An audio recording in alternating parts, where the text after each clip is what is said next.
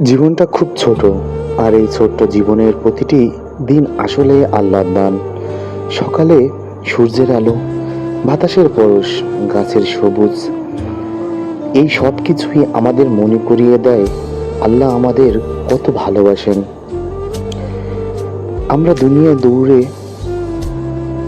ছুটতে ছুটতে অনেক সময় ভুলেই যাই সুখ আসলে খুব সাদামাটা জিনিসে লুকিয়ে থাকে। এক টুকরো হাসি, এক টুকরো শান্তি, আর আল্লাহর স্মরণ।